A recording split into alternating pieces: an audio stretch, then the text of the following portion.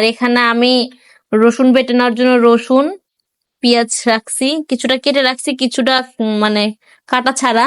আর এখানে আছে কচুর পাতা, কচি কচি কচুর পাতা, এগুলা ভর্তা বানাবো, কচুর পাতার ভর্তা। তো চলেন সবাই রান্না করতে যাই। এদিকে খুদের ভাত বসাই দিয়েছি, আছে খুদের ভাত, ভর্তা, এগুলো হবে। এটা আমি এখন ঢেকে দিব।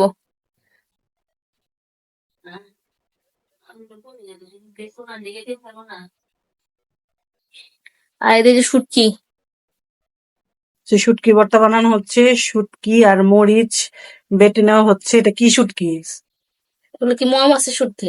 মৌমাছের শুটকি।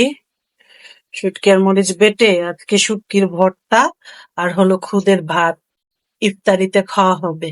অনেক রকমের ভর্তা বানাবো। এখন হলো শুটকির ভর্তা, তারপরে আছে কালো জিরার ভর্তা, তারপরে আছে কচু পাতার ভর্তা। সব বানাতে পারবো কিনা জানি না, কিন্তু যেটাই বানানো হয়ে যাবে সেটা দিয়েই ইফতারি করে ফেলবো, কারণ সময় আর বেশি নাই বাকি। এই যে শুটকির ভর্তা বানানো শেষ, এখন বানানো হচ্ছে কালো জিরার ভর্তা। তো ইফতারের বেশি সময় বাকি নেই, খুদও হয়ে গেছে। এখন আর কোনো ভর্তা না হলেও কালো জিরার ভর্তা আর হলো এই শুটকির ভর্তা দিয়ে খাওয়া যাবে। হলো কচু পাতা সিদ্ধ করতেছি, কচু পাতা সিদ্ধ করা হলে কচু পাতার ভর্তা বানানো হবে। এখানে হলো কালো জিরার ভর্তা আর শুটকির ভর্তা বানানো শেষ। এদিকে এখন কচু পাতার ভর্তা বানানো হচ্ছে।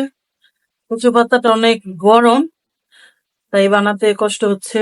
আমি যে সাহায্যে তাকে আমি এপাশ থেকে ওপাশ করতেছি। খুদের ভাতও হয়ে গেছে, এখন আজান দিলে আমরা সবাই খেতে বসবো।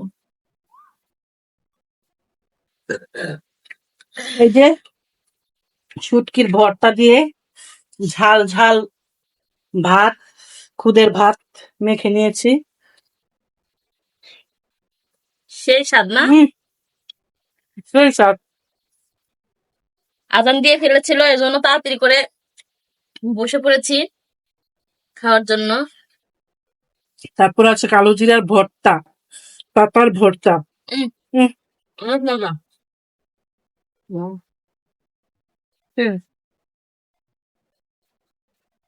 এখন নিচ্ছি কালো জিরার ভর্তা।